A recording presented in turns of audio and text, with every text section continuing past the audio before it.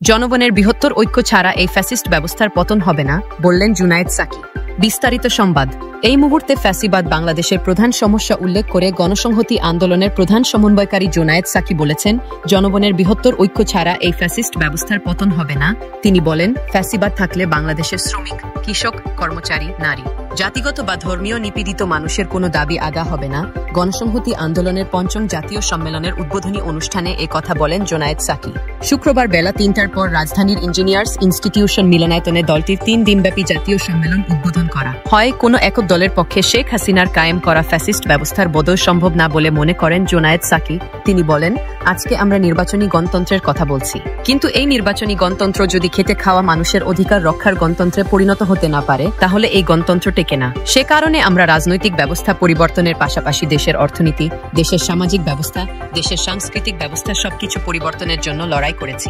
মুক্তিযুদ্ধ ও জুলাই গণ অভ্যুত্থানের আকাঙ্ক্ষার কথা উল্লেখ করে গণসংহতি আন্দোলনের প্রধান সমন্বয়কারী বলেন, সেজন্য দেশের বিদ্যমান রাজনীতিতে পরিবর্তন আনতে হবে। ফ্যাসিবাদের বিরুদ্ধে জনগণের বৃহত্তর ঐক্য গড়ে তোলাই এখন প্রধান কর্তব্য বলে মন্তব্য করেন জুনায়েদ সাকি। তিনি বলেন, বাংলাদেশের মানুষ আজকে এমন একটা লক্ষ্য নিয়ে সামনে যাচ্ছে, কোনো কিছুই আর তাকে পিছুটান দিতে পারবে না। সেই পিছুটান যারা দেবে, যারা কোনো না কোনোভাবে অন্য কোনো নামে কর্তৃত্ববাদী শাসন কায়েম করতে চাইবে, ফ্যাসিবাদী রাষ্ট্র কাঠামো তৈরি করতে চাইবে, তাদের এ দেশের জনগণ আর গ্রহণ করবে না। কাজেই এ দেশে জাতীয়তাবাদের নামে যেমন ফ্যাসিবাদ চলবে না, কোনো মতবাদ দিয়ে কোনো ফ্যাসিবাদ এ দেশে গ্রহণযোগ্য হবে না।